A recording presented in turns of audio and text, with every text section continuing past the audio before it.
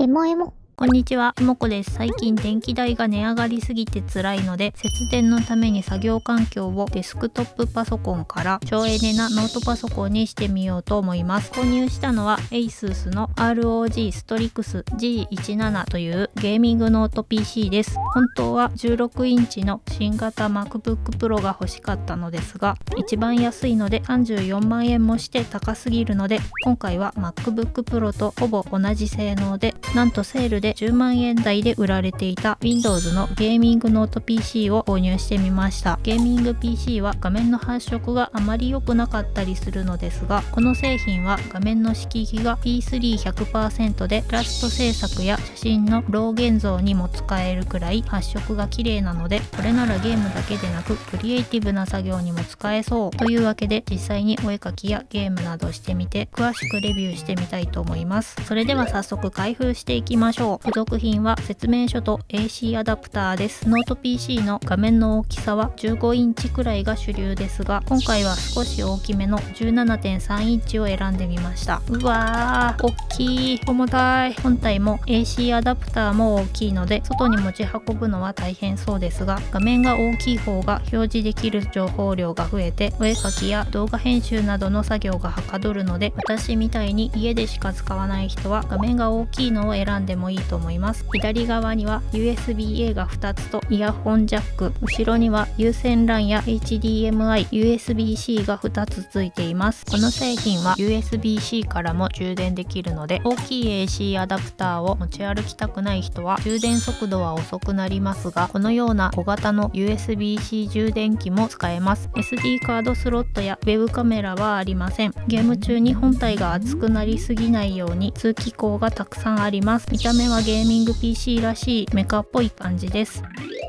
それでは電源を入れてみます。おー、キーボードが少しずつ光る演出がかっこいいです。ゲーミング PC らしくいろんなところが派手に光ります。起動音が大きすぎてびっくりしますが、設定で消せるようです。設定アプリで LED の色を変えたり、音に合わせて光らせたりもできますが、作業中は少し気が散るので、起動音と LED はオフにしました。キーボードの打鍵感は MacBook よりも少し重たいですが、バックスペースやエンターキーが大きめで個人的に打ちやすいと思います。点キー付きで数値入力もしやすいですが、点キーが細長くて小さいので、こちらは慣れるまで違和感があるかも。音量調整やマイクのオンオフキーが独立しているので、配信中に簡単にマイクを切れるのが便利そうです。画面は映り込みが少ないノングレア液晶で、色域が P3-100% なので発色がとても綺麗なのと、リフレッシュレートが 240Hz で1秒間に画面を240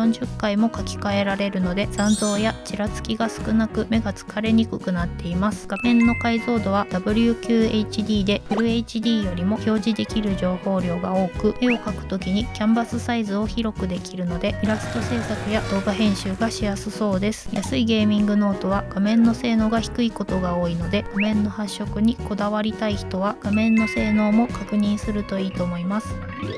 パソコン本体の性能はこんな感じで、ゲーミングノートの中では高性能な方だと思います。通常価格は24万円で、他のメーカーと比べて少し割高な気がしますが、なんとセールで6万円引きの18万円で売られていました。もうすぐ新型が出るので型落ち品の在庫処分だと思いますが、ベンチマークを測ってみると34万円の16インチ MacBook Pro と同じくらいの性能があるようなので、それで Mac より十数万円も安く買えるのはなかなかコスパが高い気がします。あとストレージが MacBook Pro の倍の 1TB あって、重たいファイルをたくさん入れられるので、動画編集なども快適にできそうです。作業中に飲み物をこぼしても大丈夫なように、キーボードにフリーサイズのカバーと画面に付け外しできる保護フィルムをつけてみました。保護フィルムは画面の色が変わるのでつけない予定でしたが、付け外しできるタイプだと好きな時に外せていいと思います。それでは実際に使ってみたいと思います。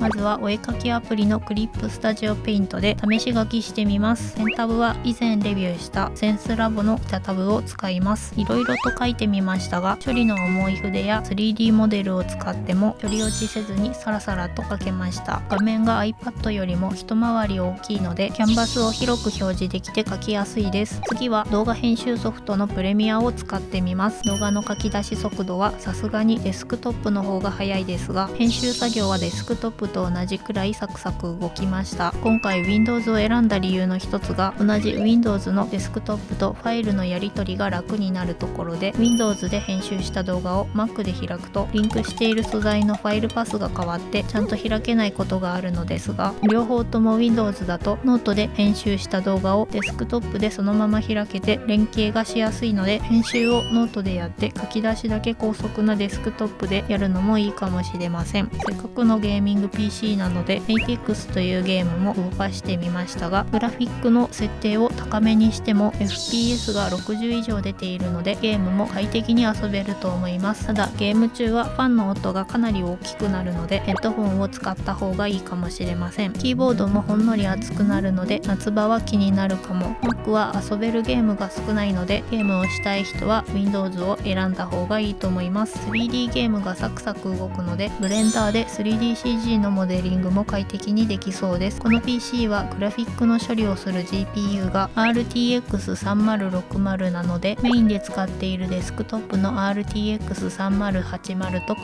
べるとそんなに高性能ではないですが、34万円の16インチ MacBook Pro よりもグラフィックの性能が高いようなので、お絵描きや動画編集くらいならかなり快適にできると思います。それではデスクトップと比べてどのくらい省エネなのか消費電力をチェックしてみたいと思います。ネットサーフィンなど軽めの作業をしている時がそれぞれこのような感じで、ゲームなど重めの作業をしている時はそれぞれこのような感じになったので、デスクトップ PC がノート PC より2から3倍も電気を使っていることが判明しました。この辺は PC の性能や設定などによっても変わると思いますが、私の場合はノート PC に乗り換えることでPC の電気代を今までの半分以下に減らせそうです。今年の4月から電気代がさらに上がるらしいので、これで電気代が少しでも安くなれば嬉しいです。ゲーミングノートの気になるところは、価格がデスクトップよりも割高だったり、性能が物足りなくなった時にパーツ交換できなくて丸ごと買い替えになるので、セールの時に少しでも安く買わないとそこまで節約にならないかもしれません。あとゲーミング PC は見た目が派手なので、 MacBook のようなシンプルな見た目が好きな人は世界観が違いすぎて戸惑うかもしれません。重さも MacBook Pro の方が 600g くらい軽いので、外に持ち歩きたい人は MacBook の方が向いていると思います。一応この製品も持ち歩けるので、気分転換にソファーやこたつで作業できるようになったのは嬉しいです。今回は MacBook の価格が高すぎて Windows にしましたが、 Mac はリセールバリューが高いので使わなくなった時に高値で売れるし、消費電力がさらに少ないので最終的なコスパはゲーミングノートとそこまで変わらないのかもしれません。なので Mac の方が欲しい人は無理して Windows を買わずに Mac を選んでもいいと思います。 Windows のゲーミングノートはいろんなメーカーが出していますが、 ASUS の製品は他のメーカーより少し割高な気がするので、ゲームしかやらない人で画面の発色にこだわらない人は他のメーカーの安いのを選ぶといいと思いますが、今回紹介した ROG シリーズは画面の発色がすごく良くて、イラスト制作や動画編集にも使いやすいので、ゲーミング PC の高性能を活かしてゲームもクリエイティブな作業も全部やりたい人にはとてもいい製品だと思います。よかったら参考にしてみてください。このチャンネルではおすすめのガジェットやお絵描き関連の動画を投稿しています。この動画が参考になったよという人はチャンネル登録や高評価、コメントなどしてもらえると動画を作る励みになるのでよろしくお願いします。ご視聴ありがとうございました。